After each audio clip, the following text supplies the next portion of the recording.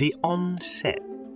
His palms began to sweat, his arms went numb, his legs began to tingle, and his heartbeat was pounding through his chest. The sense of dread and the fear of inevitable death, stirred with nausea, left a scar.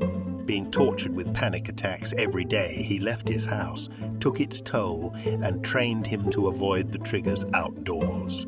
If he can't have a social life offline, he'll try to forge connections online. The social feed algorithm had no idea who he was during the cold start. There were no previous interactions to use for determining his worldview and no third-party information on his interests, behaviors, or beliefs. The cold start was indeed cold. Not knowing what to do, he browsed each tab until he reached the Explore feed, a collection of the most trending and popular images and videos from the most trending and popular celebrities in the 1%. The algorithm decided that if it didn't know what he wanted, it would just spit out the most irrelevant content and pray that it would attract his attention with some engagement, like a psychopath, not taking into account respect for values or boundaries. At first, he was hooked.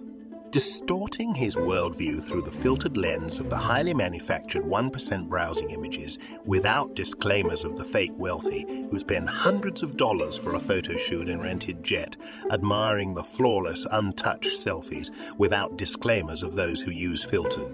Fitness influencers with six-pack abs are taking photos without disclaimers while trying not to faint from flexing and sucking in their stomachs too hard. His dopamine reservoir was depleted, and the pain from the cold start began bearing down on him, elevating his levels of anxiety even further. With no interaction apart from engaging with unverified bots and being ghosted by replies, his sense of loneliness navigating a mass-scale social experiment reminded him of why he felt excluded. The bombardment of distorted, flawless selfies exploited his comparison bias, reminding him of why he was ugly, and the sheer dominance of outrageous trash plagued his negativity bias, toiling with him to spiral down into depression. The algorithm, barring any weaknesses, emotions, blind spots, or shortcuts, was doing its job. The evolution, the mind, made up of neurons and matter, processes information analogously to the way a computer processes ones and zeros. The dopamine circuit uses an algorithm that runs on novel stimuli and, if exhausted, runs another algorithm from the pain circuitry. The mind evolved naturally through millions of years of natural selection, but it didn't come without a few hiccups. Critically processing information became burdensome, burning up unnecessary energy, so algorithmic mental shortcuts evolved to help us save time in predicting future outcomes for success. In the modern age, these mental shortcuts are being manipulated by a more sophisticated synthetic algorithm. Yuval Noah Harari, author of *Sapiens*, says, "Technological revolutions now outpace political processes, causing imps and voters alike to lose control. The rise of the internet gives us a taste of things to come. Cyberspace is now crucial to our daily lives, our economy, and our security. Yet, the critical choices between alternative web designs weren't taken through a democratic political process, even though they involved traditional political issues such as sovereignty, borders, privacy, and security. Did you ever vote on the shape of cyberspace? Decisions made by web designers far from the public limelight mean that today the internet is a free and lawless zone that erodes state sovereignty, ignores borders, abolishes privacy, and poses perhaps the most formidable global security risk." The origin of elusive design stems from the unintended side effects of capitalism attracting those who dominate upper management, marketing, and business development, promising to make it rain for the VCs.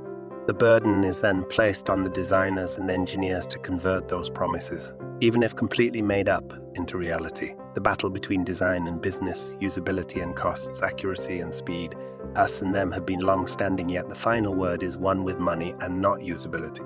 On the flip side, this strategy being a zero-sum game is counterintuitive, as bad usability almost always incurs greater costs in the long term with wasted time, more training and support. The type for that strategy constructs the building blocks of how we interact with others and products. Companies are playing a zero-sum game by copying each other's features, but their users are playing an iterative game which leads to alienation. Instagram is losing its market share to TikTok, so Instagram copies TikTok's algorithm, transitioning to Reels and away from images. Artists and photographers are then left behind. In game theories, strategy for mutual cooperation. When player 1 makes defects, they are punished by player 2. However, player 2, in this case being the user, is outnumbered and can't fight back. Nash equilibrium is never achieved. Software that interacts with people on a mass scale are nothing more than social experiments run by unqualified scientists who have fallen for the bias towards illusory superiority. The unintended consequences of the toxic like button, depressing Instagram feed, and comparative Snapchat beauty filters are released with the sole intention of instant adoption and engagement, and not for well-being over a time continuum. Elusive design claws its way into a product when there are no metrics to track its trail and when there is a clear lack of design involvement at inception. Algorithms have enabled artificial selection by creating superficial relationships, promoting psychotic behavior, amplifying neurosis, overstimulating and draining dopamine, and leading to impulsivity, instant gratification, and conformity, polarization from isolation, filter bubbles, and amplifying our biases. It is fundamentally eroding the fabric of society and pushing us apart rather than uniting us. Gambling experts assist with fueling this addiction and misery through highly curated highlight reels of comparison. Psychopathy. One of the most disgraceful interactions that has been normalized in the world of tech is when hunting for a new role. There are companies that pride themselves on caring about their employees and customers and boasting about their great culture, yet have no regard for future employees. Those who have been laid off, fired, or quit find themselves anxiety-ridden, spending hours filling out applications, crafting cover letters, and uploading CVs only to be met with complete silence. The applicants are left in a state of uncertainty, being told that they may receive a reply if there is a match, yet they never hear back. There are those whose visas are close to expiration, yet no consideration is taken into account. Roles are uploaded to LinkedIn, made available, and then closed without warning. There are roles that linger on for months, disappear, and then reappear a few days later. We exerted effort into applying for these roles only to find that they were never available in the first place. There are roles that are filled internally without notice. There are roles that are advertised but are not available when filled out. There are roles that are only available for the sole purpose of filling up their talent pool. None of these interactions are fed back to the user. They're left dealing with elevated levels of anxiety and cognitive distortions from such a lack of consideration for the user experience. Ghosting is a form of psychopathy, and keeping those in desperate need in a state of uncertainty without providing closure is a form of elusive design. We became designers to make this world a more usable and inclusive place, to evoke a positive, visceral response with our products designed to solve problems. Products today look stale and copycat branding has become commonplace, lacking personality. Algorithms have more control over our lives than the government does, and algorithmic bias is a major issue for our democracy.